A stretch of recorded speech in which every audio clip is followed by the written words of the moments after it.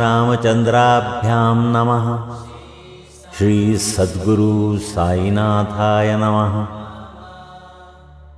इस अध्याय में मानव जन्म का महत्व, श्री साईं बाबा की भिक्षावृत्ति, बाईजाबाई की सेवा शुश्रूषा, श्री साईं बाबा का शयन कक्ष, खुशहाल चंद पर प्रेम, इसका वर्णन किया गया है। जैसा कि गत अध्याय में कहा गया है, अब श्री हेमाड़ पंत मानव जन्म के महत्व को विस्तृत रूप से समझाते हैं। श्री साईं बाबा किस प्रकार भिक्षा उपार्जन करते थे, बाईजाबाई उनकी किस प्रकार सेवा शुश्रूषा करती थी, वे मस्जिद में तात्या पोते और म्हालसापति के साथ किस प्रकार शयन करते तथा खुशहाल चंद पर उनका कैसा स्नेह था, इसका आगे वर्णन किया जाए। अब सुनिए मानव जन्म का महत्व। इस विचित्र संसार में ईश्वर ने लाखों प्राणियों, हिंदू शास्त्र के अनुसार 84 लाख योनियों को उत्पन्न किया है, जिनमें देव, दानव, गंधर्व, जीव जंतु और मनुष्य आदि सम्मिलित हैं, जो स्वर्ग, नरक, पृथ्वी, समुद्र तथा आकाश में निवास करते और भिन्न भिन्न धर्मों का पालन करते हैं। इन प्राणियों में जिनका पुण्य प्रबल है, वे स्वर्ग में निवास करते और अपने सत्कृत्यों का फल भोगते हैं। पुण्य के क्षीण होते ही वे फिर निम्न स्तर में आ जाते हैं, और वे प्राणी जिन्होंने पाप या दुष्कर्म किए हैं, नरक को जाते हैं और अपने कुकर्मों का फल भोगते हैं। जब उनके पाप और पुण्यों का समन्वय हो जाता है, तब उन्हें मानव जन्म और मोक्ष प्राप्त करने का अवसर प्राप्त हो जाता है। जब पाप और पुण्य दोनों नष्ट हो जाते हैं, तब वे मुक्त हो जाते हैं। अपने कर्म तथा प्रारब्ध के अनुसार ही आत्माएं जन्म लेती या काया प्रवेश करती हैं। अब सुनिए, मनुष्य शरीर अनमोल। यह सत्य है कि समस्त प्राणियों में 4 बातें एक समान हैं: आहार, निद्रा, भय और मैथुन। मानव प्राणी को ज्ञान एक विशेष देन है, जिसकी सहायता से वो ईश्वर दर्शन कर सकता है, जो अन्य किसी योनि में संभव नहीं। यही कारण है कि देवता भी मानव योनि से ईर्ष्या करते हैं तथा पृथ्वी पर मानव जन्म धारण करने हेतु सदैव लालायित रहते हैं, जिससे उन्हें अंत में मुक्ति प्राप्त हो। किसी किसी का ऐसा भी मत है कि मानव शरीर अति दोषयुक्त है। यह कृमि, मज्जा और कफ से परिपूर्ण, क्षणभंगुर, रोगग्रस्त तथा नश्वर है। इसमें कोई संदेह नहीं कि यह कथन अंशतः सत्य है, परंतु इतना दोषपूर्ण होते हुए भी मानव शरीर का मूल्य अधिक है, क्योंकि ज्ञान की प्राप्ति केवल इसी योनि में संभव है। मानव शरीर प्राप्त होने पर ही तो ज्ञात होता है कि ये शरीर नश्वर और विश्व परिवर्तनशील है, और इस प्रकार धारणा कर इंद्रियजन्य विषयों को तिलांजलि देकर तथा सत असत का विवेक कर ईश्वर साक्षात्कार किया जा सकता है। इसलिए यदि हम शरीर को तुच्छ और अपवित्र समझकर उसकी उपेक्षा करें, तो हम ईश्वर दर्शन के अवसर से वंचित रह जाएं। यदि हम उसे मूल्यवान समझकर उसका मोह करेंगे, तो हम इंद्रियों सुखों की ओर प्रवृत्त हो जाएंगे, और तब हमारा पतन भी सुनिश्चित ही है। इसलिए उचित मार्ग जिसका अवलंबन करना चाहिए, ये है कि न तो देह की उपेक्षा करो और न ही उसमें आसक्ति रखो। केवल इतना ही ध्यान रहे कि किसी घुड़सवार का अपनी यात्रा में अपने घोड़े पर तब तक ही मोह रहता है जब तक वो अपने निर्दिष्ट स्थान पर पहुंचकर लौट न आए। इसलिए ईश्वर दर्शन या आत्म साक्षात्कार के निमित्त शरीर को सदा ही लगाए रखना चाहिए, जो जीवन का मुख्य ध्येय है। ऐसा कहा जाता है कि अनेक प्राणियों की उत्पत्ति करने के पश्चात भी ईश्वर को संतोष नहीं हुआ। कारण ये है कि कोई भी प्राणी उसकी अलौकिक रचना और सृष्टि को समझने में समर्थ न हो सका, और इसी कारण उसने एक विशेष प्राणी अर्थात मानव जाति की उत्पत्ति की और उसे ज्ञान की विशेष सुविधा प्रदान की। जब ईश्वर ने देखा कि मानव उसकी लीला, अद्भुत रचनाओं तथा ज्ञान को समझने के योग्य है, तब उन्हें अति हर्ष एवं संतोष हुआ। भागवत स्कंद 11:9-28 के अनुसार। इसलिए मानव जन्म प्राप्त होना बड़े सौभाग्य का सूचक है। उच्च ब्राह्मण कुल में जन्म लेना तो परम सौभाग्य का लक्षण है, परंतु साई चरणाम्बुजों में प्रीति और उनकी शरणागति प्राप्त होना इन सभी में अतिश्रेष्ठ है। अब सुनिए मानव का प्रयत्न। इस संसार में मानव जन्म अति दुर्लभ है। हर मनुष्य की मृत्यु तो निश्चित ही है और वो किसी भी क्षण उसका आलिंगन कर सकती है।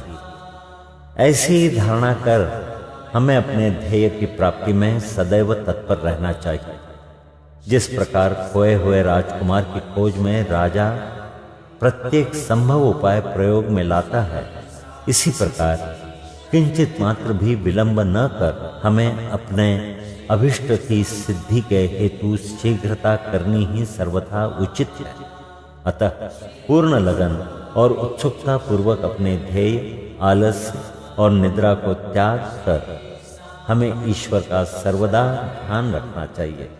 यदि हम ऐसा न कर सके तो हमें पशुओं के स्तर पर ही अपने को समझना पड़ेगा। अब सुनिए कैसे प्रवृत्त होना। अधिक सफलतापूर्वक और साक्षात्कार को सुलभ प्राप्त करने का एकमात्र उपाय है किसी योग्य संत या सद्गुरु के चरणों की शीतल छाया में आश्रय लें, जिसे कि ईश्वर साक्षात्कार हो चुका है। जो लाभ धार्मिक व्याख्यानों के श्रवण करने और धार्मिक ग्रंथों के अध्ययन करने से प्राप्त नहीं हो सकता, वो इन उच्च आत्मज्ञानियों की संगति से सहज ही प्राप्त हो जाता है। जो प्रकाश हमें सूर्य से प्राप्त होता है, वैसा विश्व के समस्त तारे भी मिल जाएं तो भी नहीं दे सकते। इसी प्रकार जिस आध्यात्मिक ज्ञान की उपलब्धि हमें सद्गुरु की कृपा से हो सकती है, वो ग्रंथों और उपदेशों से किसी प्रकार संभव नहीं है। उनकी प्रत्येक गतिविधि, मृदु भाषण, गुह्य उपदेश, क्षमाशीलता, स्थिरता, वैराग्य, दान, परोपकारिता, मानव शरीर का नियंत्रण, अहंकार शून्यता आदि गुण जिस प्रकार भी वे इस पवित्र मंगल विभूति द्वारा व्यवहार में आते हैं, सत्संग द्वारा भक्त लोगों को उसके प्रत्यक्ष दर्शन होते हैं। इससे मस्तिष्क की जागृति तथा उत्तरोत्तर आध्यात्मिक उन्नति होती है। श्री साईं बाबा इसी प्रकार के एक संत या सद्गुरु थे। यद्यपि वे बाह्य रूप से एक फकीर का अभिनय करते थे, परंतु वे सदैव आत्मलीन रहते थे। वे समस्त प्राणियों से प्रेम करते और उनमें भगवत दर्शन का अनुभव करते थे। सुखों का उनको कोई आकर्षण न था और न वे आपत्तियों से विचलित होते थे। उनके लिए अमीर और फकीर दोनों ही एक समान थे। जिनकी केवल कृपा से भिखारी भी राजा बन सकता था, वे शिरडी में द्वार द्वार घूमकर भिक्षा उपार्जन किया करते थे। ये कार्य वे इस प्रकार करते थे। अब सुनिए बाबा की भिक्षावृत्ति। शिरडी वासियों के भाग्य की कौन कल्पना कर सकता है कि जिनके द्वार पर एक परब्रह्म भिक्षुक के रूप में खड़े रहकर पुकार करते थे, ओ माई एक रोटी का टुकड़ा मिले, और उसे प्राप्त करने के लिए अपना हाथ फैलाते थे। एक हाथ में वे सदा टमरेल लिए रहते तथा दूसरे में एक झोली। कुछ घरों में तो वे प्रतिदिन ही जाते और किसी किसी द्वार पर केवल फेरी ही लगाते थे। वे साग, दूध या छाछ आदि पदार्थ तो टिनपाट में लेते, तथा भात, रोटी आदि अन्य सूखी वस्तुएं झोली में डाल लेते थे। बाबा की जिह्वा को कोई स्वाद रुचि न थी, क्योंकि उन्होंने उसे अपने वश में कर लिया था। इसलिए वे भिन्न भिन्न वस्तुओं के स्वाद की चिंता क्यों करते? जो कुछ भी भिक्षा में उन्हें मिल जाता, उसे ही वे मिश्रित कर संतोष पूर्वक ग्रहण करते थे। अमुक पदार्थ स्वादिष्ट है या नहीं, बाबा ने इस ओर कभी ध्यान ही नहीं दिया, मानो उनकी जिह्वा में स्वाद बोध ही न हो। वे केवल मध्याह्न तक ही भिक्षा उपार्जन करते थे। ये कार्य बहुत अनियमित था। किसी दिन तो वे छोटी सी फेरी ही लगाते तथा किसी दिन 12 बजे तक वे एकत्रित भोजन एक कुंडी में डाल देते, जहां कुत्ते, बिल्लियां, कौवे आदि स्वतंत्रता पूर्वक भोजन करते थे। बाबा ने उन्हें कभी नहीं भगाया। एक स्त्री भी जो मस्जिद में झाड़ू लगाया करती थी, रोटी के 10-12 टुकड़े उठाकर अपने घर ले जाती थी, परंतु किसी ने कभी उसे नहीं रोका। जिन्होंने स्वप्न में भी बिल्लियों और कुत्तों को कभी दुत्कार कर नहीं भगाया, वे भला निसहाय गरीबों को रोटी के कुछ टुकड़ों को उठाने से क्यों कर रोकते? ऐसे महान पुरुष का जीवन धन्य है। शिरडीवासी तो पहले पहल उन्हें केवल एक पागल ही समझते थे, और वे शिरडी में इसी नाम से विख्यात भी हो गए थे। जो भिक्षा के कुछ टुकड़ों पर निर्वाह करता हो, भला उसका कोई आदर कैसे करता? परंतु ये तो उदार हृदय, त्यागी और धर्मात्मा थे। यद्यपि वे बाहर से चंचल और अशांत प्रतीत होते थे, परंतु अंतःकरण से दृढ़ और गंभीर थे। उनका मार्ग गहन तथा गूढ़ था। फिर भी ग्राम में कुछ ऐसे श्रद्धावान और सौभाग्यशाली व्यक्ति थे, जिन्होंने उन्हें पहचानकर एक महान पुरुष माना। ऐसी ही एक घटना अब सुनिए। बाइजाबाई की सेवा। तात्या पोते की माता, जिनका नाम बाइजामाई था, दोपहर के समय एक टोकरी में रोटी और भाजी लेकर जंगल को जाया करती थी। वे जंगल में कोसों दूर जाती और बाबा को ढूंढकर उनके चरण पकड़ती थी। बाबा तो शांत और ध्यानमग्न बैठे रहते थे।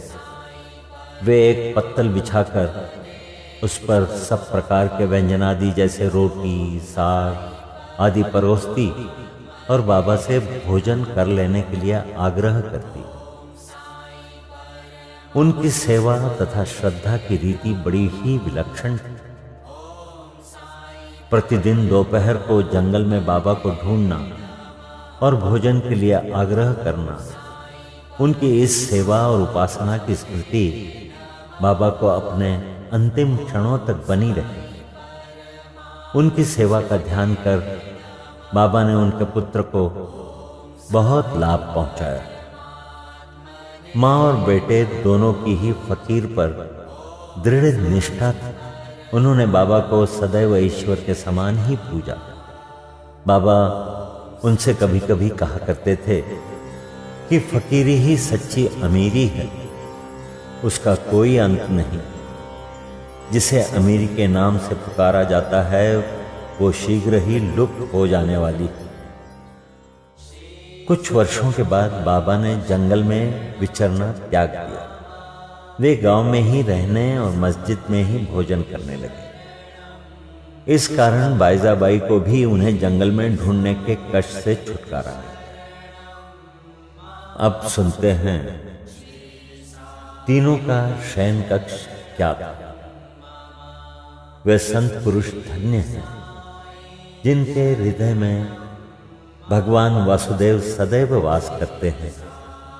वे भक्त भी भाग्यशाली हैं, जिन्हें उनका सान्निध्य प्राप्त होता है। ऐसे ही दो भाग्यशाली भक्त थे, एक तात्या पोते पाटिल और दूसरा भगत मालसापति।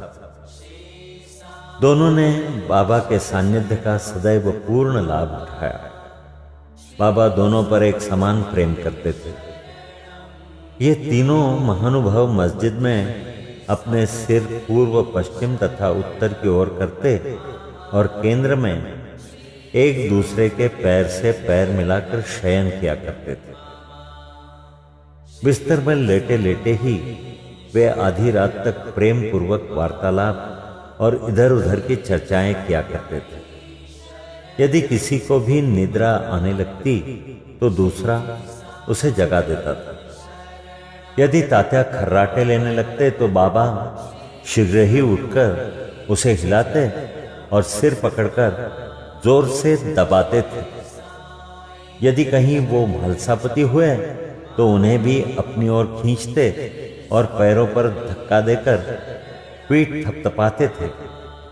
इस प्रकार तात्या ने 14 वर्षों तक अपने माता पिता को घर पर ही छोड़कर बाबा के प्रेमवश मस्जिद में निवास किया। कैसे सुहाने दिन थे वे, उनकी क्या कभी विस्मृति हो सकती? उस प्रेम का क्या कहना, बाबा की कृपा का मूल्य कैसे आंका जा सकता था। पिता की मृत्यु होने के पश्चात तात्या पर घर बार की जिम्मेदारी आ पड़ी, इसलिए वे अपने घर जाकर रहने लगे। राहता निवासी खुशहाल चंद के बारे में सुनिए।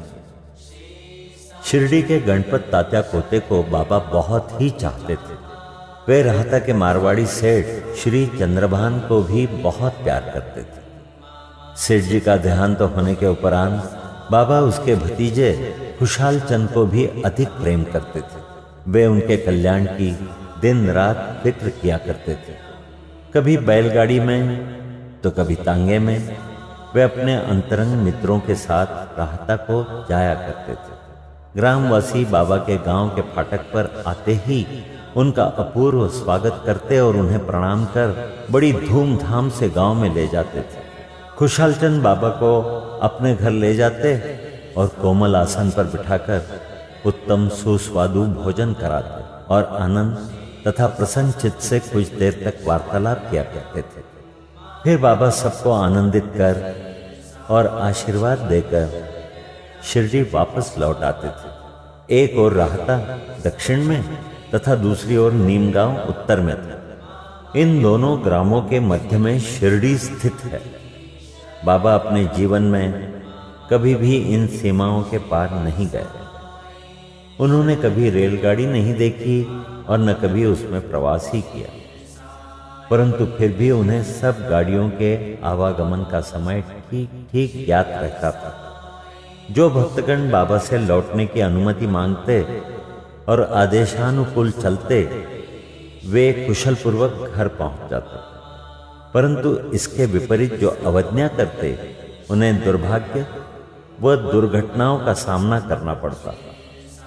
इस विषय से संबंधित घटनाओं और अन्य विषयों का अगले अध्याय में विस्तार पूर्वक वर्णन किया जाएगा।